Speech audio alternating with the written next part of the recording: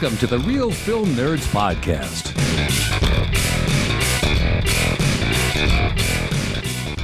Good day, kids, and welcome to the Real Film Nerds Podcast. My name is Matt. Just Matt. And I like movies. And this week we're talking about another one. But before we get to the new one for Real Film Nerds episode number 210, my good buddy sitting there looking at his tablet, not wearing any clothing like, I requested from last week, Mysterious Mike Talent.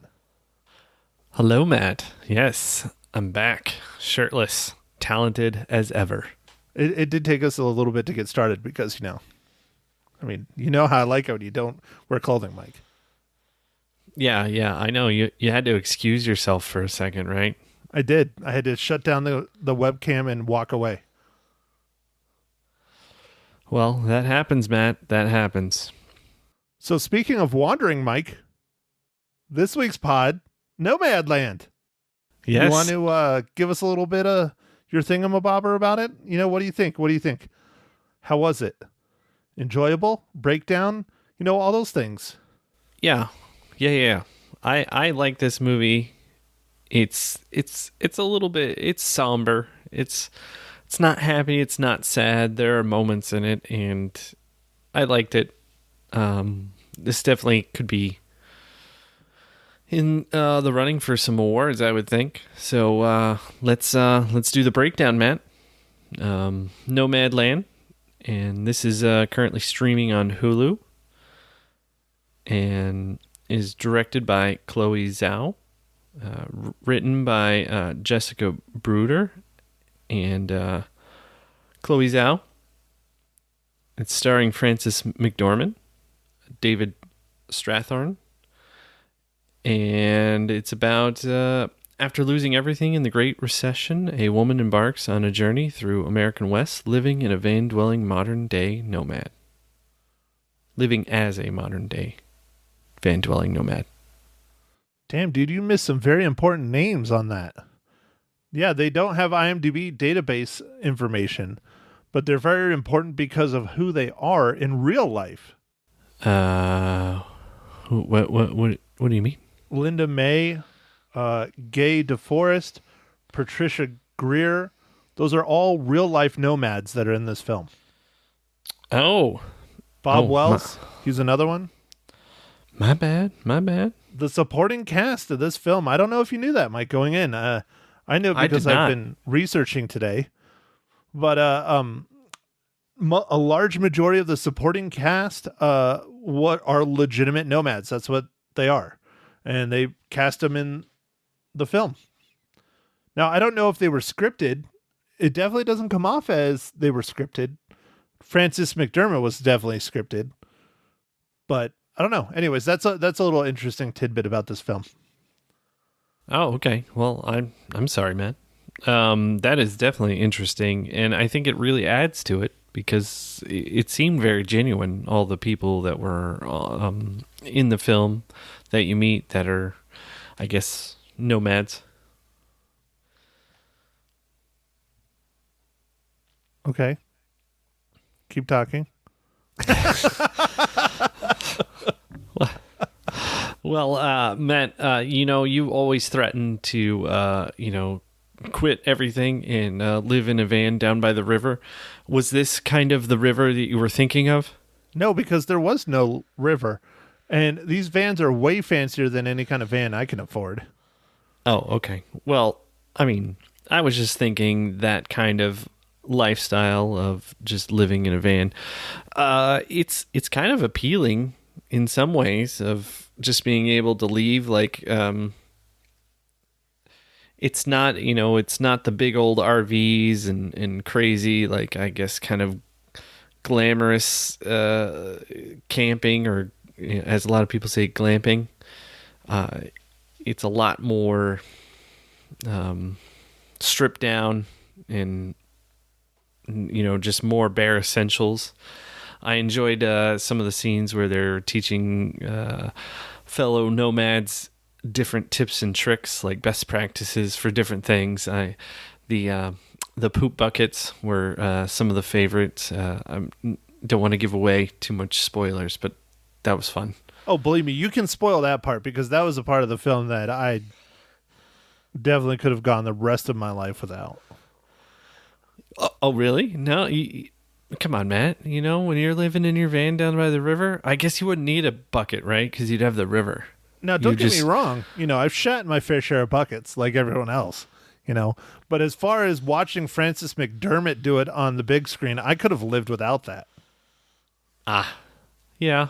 Well, I mean, it just was real. And Mike, clearly it was after Taco Tuesday because that was a nasty shit. I mean, the noises were just ridiculous. Awful. All right, man. Well, I'm gonna leave this poop alone.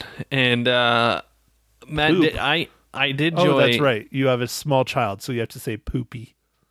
Yes.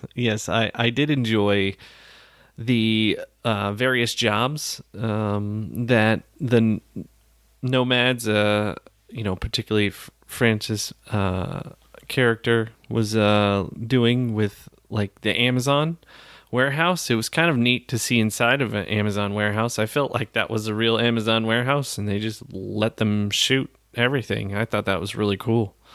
I'm pretty sure it was. And another thing, again, this is the authenticity of this film. All those jobs are legit. Like, that's what nomads do in real life when they're trying to make money, is working at Amazon and working shit jobs in restaurants, and then they move on. Yeah, like I feel like you just do it seasonally. I know one of my friends here runs I guess runs a the state park, and they have what they call work campers. And what they are is people, they'll bring up their RVs, and for a season, like 3 or 4 months, they live at the site. And the exchange is they put in 20 hours a week, just doing various things to help maintain the park. And then they get free hookups, and they can just live in a park. And there's like this whole network of people that kind of do this. I wouldn't quite say nomads, but of people that will go around and work different places and stuff and be able to get kind of like a, not free. They're working towards, something, but like kind of get this kind of benefit to stay in various places if they contribute to the area. Yeah, that's very common over here too, Mike. I don't know if you know that, because you dropped out of Boy Scouts early compared to me. But places like Patagonia Lake and Parker, and even our city lakes here in Prescott, like Coldwater and Lynx and stuff like that, they all have basically what they call park rangers, but they're not really park rangers. They stay at the campsite in their little trailer or RV or whatever for months at a time, typically on season or whatever. And they go around and they clean up, all the trash, and, make sure people aren't screwing around, and, things like that. And it's, I'm sure they get paid as well on certain levels, but it's definitely a lifestyle doing that too, Yeah, I think it was neat to see the different places that our main character went throughout the movie, just going to different places around the country. I would think that would be kind of a neat aspect of doing that. I mean, working these menial jobs might not be the best, but just being able to go see some of these places or live in some of these places just for like a little while, it's kind of neat. So it was kind of neat to see that. And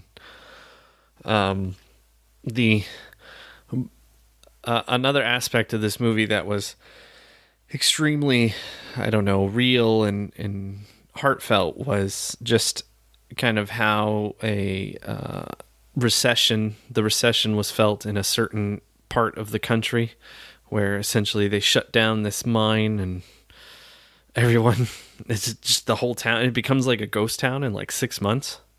It's nuts, dude. Yeah, well, that was a company-owned town, and that is again, I looked these things up because I do my research proactively for the podcast, Mike. It was thumbs up, damn right. So Empire, Nevada is legit, and this story is a legitimate story. Francis McDermott's character story is not. That is made up. But the town of Empire, the mine, everything shutting down, even the year, like it being shut down in 2012, it's all 100% real. And you can look it up on Google Maps and all that stuff. It was a company-owned town. And I actually live very close to a company-owned town in Arizona. We only have two, and one of them is Baghdad, Arizona. It is a copper mine. And if that copper mine ever shut down, that place would be deserted because the only reason that town even exists is because of the company, and they own literally the whole thing. The whole thing. Oh, man. Well, congrats on doing research. I didn't know Arizona had a couple company-owned towns, so that's cool. So Baghdad, what's the other one?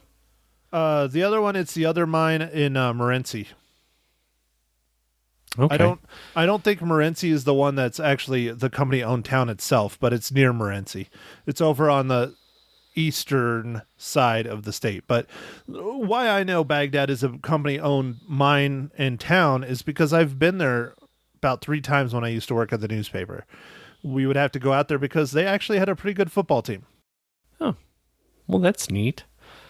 Matt, I think before we get too far into this, I think we need to spoil a little bit. So I am going to ask you that question, Matt. What are you drinking? I'm boring, and I keep drinking beers that I have in the fridge, which isn't, anything spectacular. Unlike yourself, I am drinking a Miller High Life, the Champagne of beers. Oh man, are we celebrating again? Did you close? Celebrating. Did you close another deal? Another landmark deal? I haven't closed anything yet, but I have a bunch in escrow, so that's always good. That's always good. That means money's coming. That means I'll be able to pay my mortgage, maybe eat if I'm lucky.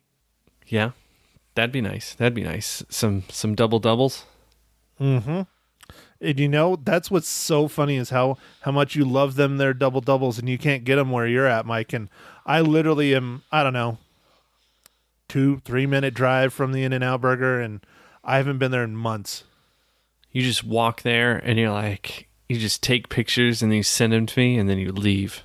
I do. Yeah. I was like, okay, this burger's bad. And I just give it back to him and walk away.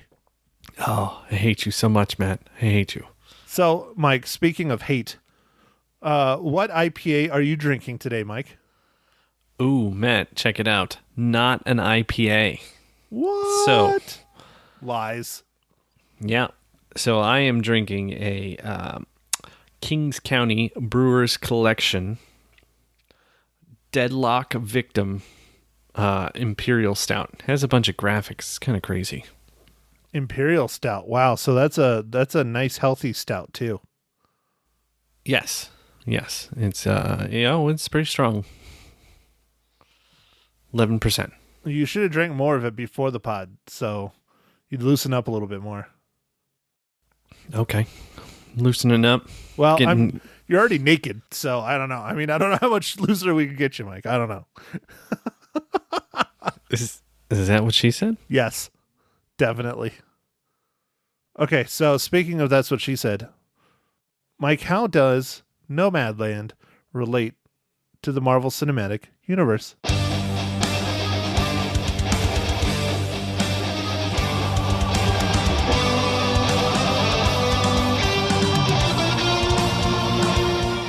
Well, man, thanks for asking. This one was another one that doesn't have a large cast, and I was a little worried, but Matt gave me permission, and so the director of this, Chloe Zhao, also is directing the new Eternals movie that is supposed to come out sometime this year. Well, who knows if it'll actually come out this year, but so there. Now, if the Eternals doesn't come out and we have to redact it, we'll have to re-record this podcast. Oh man, that's rough. All right, okay, Mike. So now we can get into the spoilers territory. I just want to hit on a couple topics you brought up earlier about the nomadic lifestyle and how it can be extremely appealing, but then you do have issues trying to make a living and taxes and all that things because you don't physically have an address.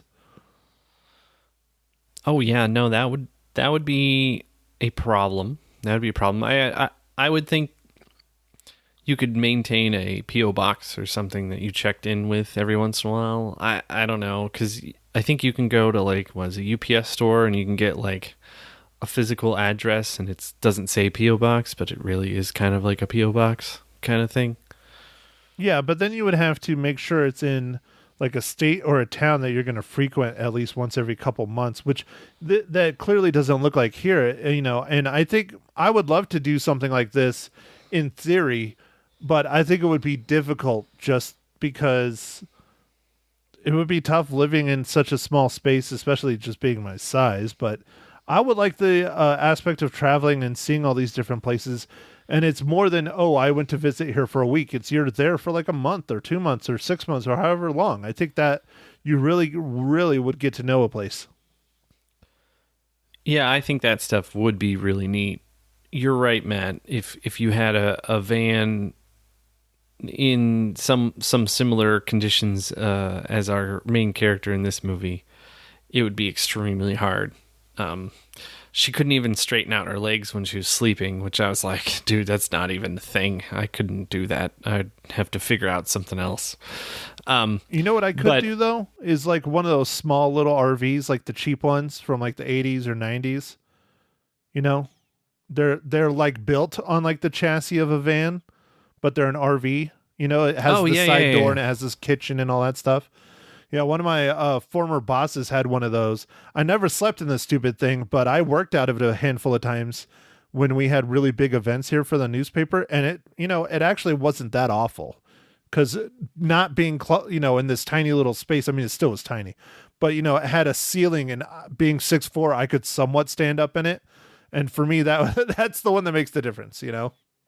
Yeah, I think there's a lot of those European style vans that would be pretty cool. I mean, I think they call them caravans or whatever, that are smaller and not so crazy RVs, but like really good at being efficient in storage and bed space and that kind of stuff. So I think that would be neat. I really liked seeing the different parts of the country, like the Badlands and Quartzsite. I don't think I've ever been to Quartzsite, Matt. I personally would never spend more than a few hours in Quartzsite. I'm good with seeing the road sign that says "Welcome to Quartzsite" and then seeing the sign that says "Welcome to California" immediately afterwards. Okay, all right. Well, do you want to hear my story, Mike? I know we talked about it earlier about my experience in Quartzsite. I don't know. Is it something of note? Should we tell the listeners? Okay, Mike. Here we go. I don't care if it's of note or not. A bridge version, Matt. When I was a young child, we had this vehicle that I inherited when I was in high school because my dad's an ass, called the station weapon, is what we called it. You remember the station weapon, Mike? Yes. For those listening, it was a station wagon, and it was an Oldsmobile station wagon. Remember Oldsmobile, people? We're old. 1984 Oldsmobile station wagon, blue, because that was my mom's favorite color, with a 390 in it. And it moved. That sucker moved. You know that. Yes, you hit the gas and it moved. Yes, it did. It was really big, but it had a really big engine to move it. Not as cool as your Impala, but it still moved pretty good for how much of a chunk of steel that effing thing was. Anyway, so it's fairly new. I was probably 7 or 8 years old. I don't remember the exact age. That was the family car. Think National Lampoon's Vacation, like that. The family truckster. That was the family car. It was my mom's car, and we were coming back from California, and the station wagon breaks down in Quartzsite, and we spent 4 days in Quartzsite with the station wagon. And the whole reason why we had to spend so long is because they could not get an alternator to repair the station wagon. And so our week vacation turned into almost 2 weeks because of the alternator going out. And then I lost one of my favorite belongings of all time, a very favorite hat. I don't know where it went. I swore someone stole it, and it was detrimental to me as a young child. So, oh man, that is pretty terrible.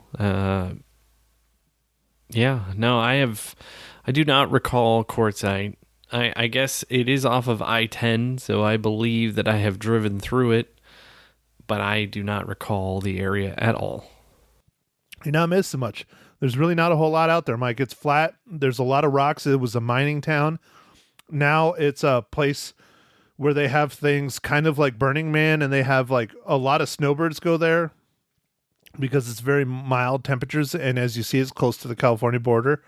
So, I do know there's a big dry lake bed out there that a lot of people from my RC plane community go to and fly planes out a lot. So, but anyways, yeah, a hard pass and go to Quartzsite for me. Okay, all right. The Badlands looked neat. I've never been to the Badlands. That would be cool. I would love to check that out. That was very cool, especially how easily like they portray it in the movie. She gets lost like really quick and easily in the Badlands because it all looks the same. And you're like, oh man, that looks like it's really far away. And then she stands next to it and it's only like 5 feet tall. Some of the formations. It was pretty cool. It did look cool. Yeah. Yeah, I think that place looked neat. So, Matt, what did you think about the overall like tone of the movie? Like it's kind of just very like somber. How did you feel about it? Did you like it, or I don't know. I don't want to tear it apart because that's this is definitely an art house film, and a lot of people love art house films. I think they're okay. They're not my favorite. That's for sure. This definitely has a somber tone. One thing I was going to hit on it earlier, you were talking about, but I'm trying to get in this habit of like letting you, like when you're on a roll, just keep going. And I have a hard time. And I'm working on it, Mike. I'm working on it. But okay, when you're talking about the recession, we've seen all these movies and TV shows based around different aspects of the recession, but we've never had anything like this where we get to see the effect the recession had on individual people. And I applaud this movie for doing that. Yeah, you usually see it from a much higher view, like a 10,000 foot view, like The Big Short. Exactly. For the most part, was an excellent film at explaining what happened with the housing crisis and stuff, but it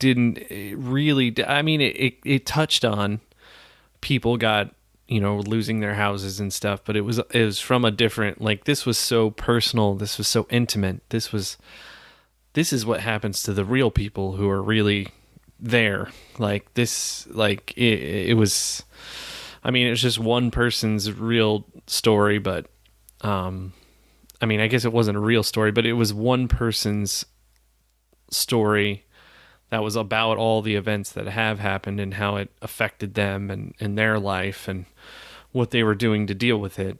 And man, it was kind of rough. Some of those parts, man, the New Year's scene, the first New Year's when she's at the Amazon warehouse, it's like, ooh, yeah. Man, sick and just by yourself, cold. Like, it did not look that fun. That's one that would bother me a lot, is how much time she was alone. I don't do good alone. I mean, I do because I don't have a choice. I'm live by myself. Especially right now in this COVID climate, luckily I can still go and work and do my thing and run around, and I talk on the phone a whole lot, especially now.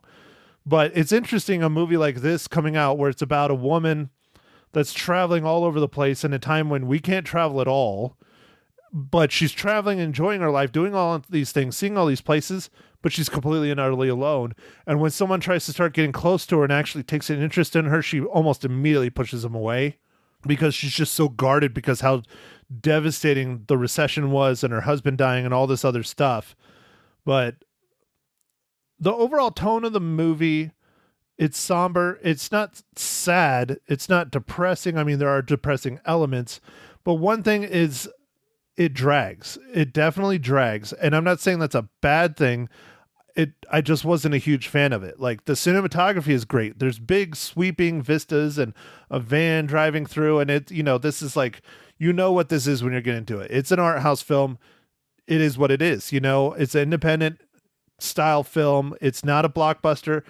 If you don't like those kind of films, do not go see this. I will definitely say that. Yeah, that's for sure. There are slow times in the movie, but I don't think I didn't feel it dragging. So I disagree a little bit with you, Matt. I thought it went well with our character and the story and stuff. But it's there's just sometimes, and like you said, it's not like it's not a happy movie, but it's just somber. It's just kind of getting a window into this particular character's life and how things are going, and things aren't 100% awesome. It's life, I guess. It's just showing you life, real life. Yeah, and there's nothing wrong with that. It's just the movie. I don't know. I mean, it starts out with her at Amazon. It ends with her at Amazon. It really doesn't show us anything other than it gives us a little glimpse into her life and a little bit of a recovery of her life. And I guess it shows us her going from, even though they don't really explain it this way, but I'm kind of perceiving it this way, going from being, in this town and being a mom to going full bore on being a nomad, because she's still learning a lot of things. Like, she's learning how to change a flat tire. Like, she couldn't do that. And she's learning, where not to park, and, how to sneak parking, and, things like that. And I mean, the easiest place is Walmart. I mean, Walmart, that's where the nomads really do park a lot. There was a wonderful article done a few years ago about the nomads that go from Walmart parking lot to Walmart parking lot to Walmart parking lot. And it was really, really well done. And I loved the photography, and it was great. But the movie, it doesn't do anything. It just gives us a little glimpse, and I don't know, man. It was good. I enjoyed it, but it's not my favorite. I thought we got to see her grow a little bit in dealing with the recent loss of her husband. It was devastating to her. Her husband and her had built this life together, and them being completely shut down with the company town being, the mine not being needed anymore, and then her husband coming down with some sort of cancer. I don't think it really explained much about that, but it didn't need to.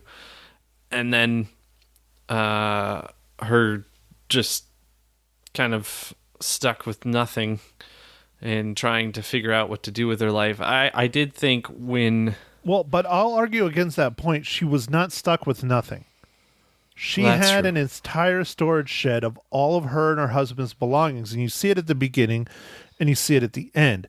She's choosing to have the van and what few precious items she has with her.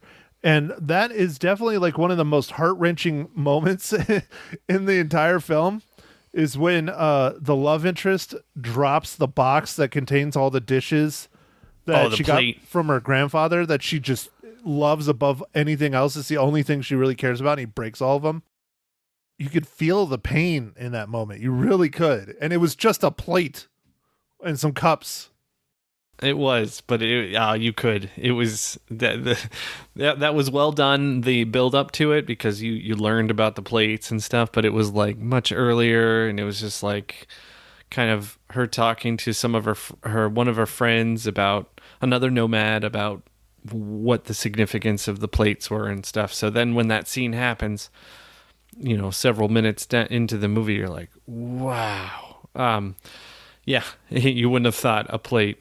But that was really well done. But I liked seeing her grow when she went to the quartzsite and kind of had that nomad community, and they kind of have that bonding experience, because I felt like that helped her feel like she wasn't alone. I don't know. This is all me just reading into it, man. There's none of this stuff's, it's just, I felt like she kind of found a new kind of group that would accept her the way that she is, messed up, broken, and but on the road as well. And I thought that was kind of cool, because it seemed like a lot of those people, whether it was couldn't retire, or there's all kinds of reasons why they got there, but the fact is that they were all there and they were all just welcome. I thought that was cool. Well, I think it helped build her confidence dramatically, because here she is, she's running across this woman that has cancer that's completely made up. That woman is alive and well, and she is a real nomad. Swanky, I think, was her character name, but that's actually her real name. So, like, a lot of the real life nomads, like, they went by their real names. So, like, who was it? Bob Wells, he went by Bob in the movie. Annette Webb, she went by Annette. Rachel Bannon, she went by Rachel. So, anyways, I think what she saw in that community and learning from all the other nomads is that they could do it. So why can't she do it? And they helped instill a lot of confidence in her and how to do it properly and how to be safe. And, you got to use the 7-gallon bucket to shit in if you have knee problems, not the 5. But if you have a Prius, you want to use the 2.5-gallon bucket, but watch out for the splash. Yeah, no. And that's I know that was your favorite scene, man.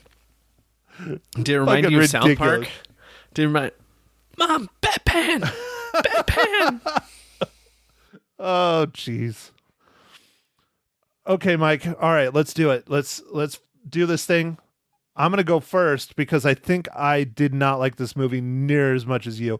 I'm not as much of an art house film person. I do like them, and when one hits me, it hits me really hard, and I usually like it. This one did not. I'm not saying it was a bad movie, especially the acting from not actors. The acting from the nomads themselves was fantastic. Like when Bob's talking about his son, that scene is extremely, extremely well done. I don't know if that really is what happened to his son or whatnot, but he did a great job, and I felt his emotion and I felt his pain. But of course, Frances McDormand all the time. Amazing actress. She'll probably get nominated again. I don't know if she'll win, but she'll get nominated for sure because she's just incredible. But Mike, I give Nomadland 3 reels out of 5. Wow, man. All right. Yeah, I think we definitely are differing on this one. Matt, I'm gonna give this one 4.5 reels. 4.5. Holy hell. I knew you liked it. Jeez. I don't know. It spoke to me, man. It spoke to I don't know. It hit that nerve, like you were saying. Art house films for you hit you or they don't, and this one hit me, and I really liked it. Yeah, that scene where Bob's talking about his son was. It seemed like it was real, and that was rough, but very heavy. I enjoyed all the scenes with him. He's not in it a ton, but I felt like the scenes where he was in it were really good. Where the little one-on-ones that he had with Frances McDormand's character I thought they were just really good, because it's like one's kind of like the beginning, and then the second one is like kind of after she's grown, and you can just tell the difference. And that was cool. Yeah. Well, again, Mike, I know you like it when we are opposites, and this is one where we definitely are. And I do like my fair share of art house independent films. I really enjoyed Parasite. I thought Parasite was an incredible film. That's just one I can think of off the top of my head. There's a lot more out there for sure that I really enjoy, and a lot that I'm kind of neutral on, but I respect it because it is a good film, and they did do a good job, and they did tell a really good story. It just didn't hit me. Yeah, it's funny, Matt, you mentioned Parasite, because I didn't like that one as much. So I loved that movie. Maybe it's because it was so messed up. I don't know. It was messed up, but it was just, I don't know. So that's fine, man. We can disagree. That's okay. Well, all right, Mike. You know, it is my turn.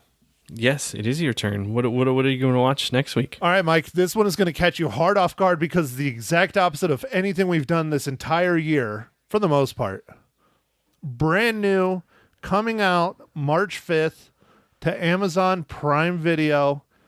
It's the 33-year-old sequel coming to the number 2, America, starring Eddie Murphy, Sherry Headley, James Earl Jones, and making his triumphant return, Wesley Snipes and Arsenio Hall. Oh, Wesley Snipes is in it? Yep. That's cool. That's cool. I guess he's probably out of jail now from his little tax issues that he had there for a little bit. Apparently, this is just a note for everyone who's listening. You're supposed to pay your taxes on your income. Hey, didn't I ever tell you about? I had him in high school. I don't think you did. Economics teacher. You remember? I think I Did you have my economics teacher? I thought you had someone else. I had a economics teacher. I don't remember which one. My economics teacher, I remember him very well because my older sister had him too. Refused to pay his income taxes. He said they were illegal. He never paid them. Then no, I did not have the same economics teacher. About 10 years ago, no shit, they show up at the high school and arrested him. It took him about 30 years, but they did catch up to him and they did arrest him for never paying his income taxes. Ever. So, anyways, I'm not going to disclose his name because that's messed up. But anyways, so next week, coming to America. It is dropping March 5th on Amazon Prime. So make sure you hit up your friends, your neighbors, whoever has an Amazon Prime account. That's this Friday, March 5th. So, Mike, I think that's it for me, man. But again, we haven't done like a comedy in a while. And I mean, I'm interested to see because the first Coming to America came out in 1988. Yeah. Matt, do you remember who the criminal was that was robbing the McDowells? The criminal that was robbing the McDowells. Hold on. Or McDougal's. Sorry, McDougal's, right? Because it was very close to McDonald's, are you sure but it's McDougal's. I think it was McDowell's. Was it McDowell's? Yeah. It's very close to McDonald's, but not McDonald's because, and it was the golden. It wasn't the golden arches. What was it? The golden crescents or something. It was something ridiculous like that. Yeah. Oh, dude, I'm trying to look it up on IMDb real fast, but I'm not finding it. Oh, come on, man. What's on my wallet? Oh, dude, is it Samuel Jackson? Oh yeah, man. Yes, he's in everything. I should have just said that from the start. Yeah, it's Samuel Jackson. I got a 50-50 who's robbing the place. If I say it's Samuel Jackson or it's Nick Cage. Oh, yeah, you can. I mean, dude, here's what I didn't even know. I'm looking at the IMDb. Cuba Gooding Jr. was in the original. He was a boy getting his hair cut. Wow, I don't think I knew that actually. Wow, it's interesting. Wow. And then let's see. They had the general in here. I wonder if no. I was gonna say I was wondering if Wesley Snipes was in the original. But I don't think he was, but yeah, I don't see him. I'm not 100%. I just remember that, when I watch it, kind of recently, or it tends to come on TV sometimes, or I don't know. The last time I saw it, I remember thinking, man, Samuel Jackson was in this? That guy was in everything. Dude, literally, he's been in everything. I mean, he's in so many things, man. So many movies. Yeah, I mean, he's just, yeah. I don't know. He's going to have to live forever because I want to keep being able to see him. So, anyways, it's a comedy. We haven't done a hardcore comedy like this all year. I think we're due, Mike. This is an exciting one. Hopefully it's a good one. I haven't seen an Eddie Murphy movie in a while that I liked, so I'm looking forward to it. I hope it's a good one. So, all right, Mike, do your thing. Okay, I think the last comedy that we reviewed was Bill and Ted's Face the Music. I think that would be like the last comedy that we reviewed. What do you think? It was definitely probably the last new comedy. I know that. Yeah. Yeah, I think that's the last comedy that we've reviewed, man. We're very dramatic people. We're lots of drama in our lives. Sci-fi, actually. I think sci-fi is our number one, if you want to know the truth, which I have no problem with. Yeah, me neither. I actually have another sci-fi movie I want to review. We'll have to get that, coming up in March. That'll be later on in March. Yeah. So anyway, with that, thanks everybody for listening, and make sure to follow us on the social medias. So Facebook, Instagram, Twitter, and go out there and stream as many movies as you can, or watch them in the theater if you feel safe. Catch you on the next pod. Thank you for listening to The Real Film Nerds. Now don't forget to follow us on Facebook, Twitter, and Instagram at Real Film Nerds. Now go out and catch a movie.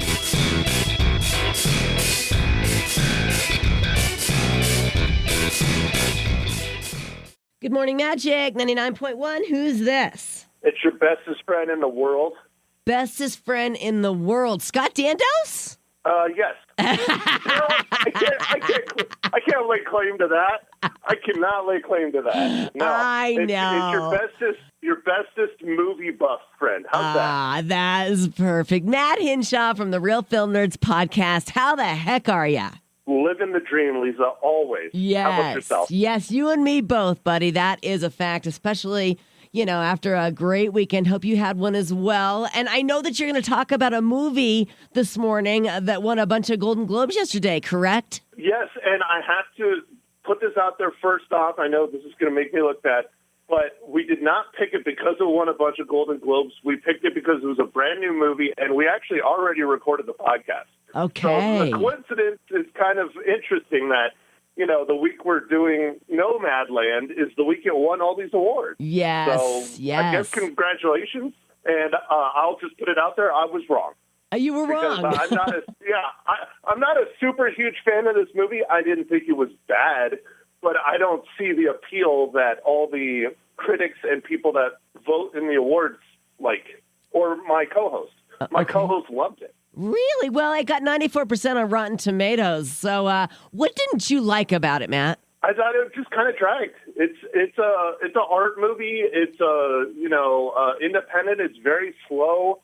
I like what they did with it. I like the people they used in it, but it's a movie. It's almost like I hate to say Seinfeld, but it's like a movie kind of about nothing. I mean, it's about her personal journey, right? But she doesn't really go anywhere or really I don't know.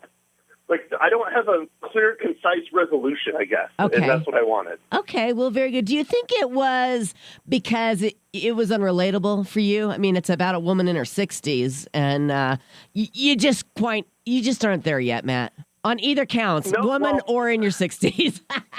Right. I got a ways to go, right. And I'm not doing a gender switch. Right. I'm not transitioning. Yeah. So, I don't think it's so much that. It's more about loss and her trying to find herself and just kind of giving the finger to the world and going on her own path. Mm-hmm.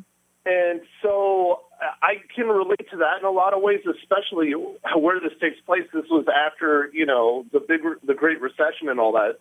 And I like the idea of traveling across the country and staying in places for weeks, if not months at a time, doing these odd jobs and seeing all these wonderful things. I would love to do that, theoretically. Right. But I don't know. It's beautiful. It's just, there's not, I don't know. I mean, I give it 3 out of 5 reels, and my co-host gave it 4.5. 4.5, and wow. He's very harsh. Yeah.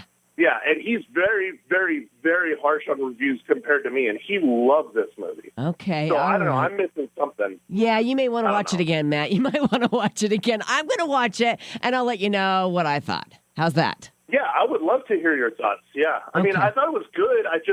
It just didn't touch me. I guess. I don't know. Right. Okay. Well, you know what? You are entitled to your opinion. It's your podcast.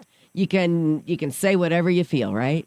Yeah, that's true. Okay. And I usually do. You usually do. It's a fact. Now, what are we looking forward to next week? Well, I'm flipping the coin. We haven't done one of these in a long time, and there's a big one coming out. It was supposed to come out into the theaters, but it's coming to Amazon Prime, and that is the 33-year-old sequel in the making, Coming number 2 to America. Yes. Starring, okay.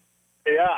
Do you know about this one? Well, I remember the first one, surprisingly. So Eddie Murphy, right? Yep, they're bringing back the whole cast. Eddie Murphy, they even got Arsenio Hall, who basically has disappeared from the limelight. He's coming back. Right. James Earl Jones, Wesley Snipes. I think it's going to be either a train wreck and it'll be fun to watch that way, yes. or it's going to be really funny and good. Right. So right. I'm down either way. Okay, we'll look forward to that. Matt Henshaw, check out his podcast, everybody. It's The Real Film Nerds. Always great chatting with you, friend. It's always a pleasure chatting with you too, Lisa.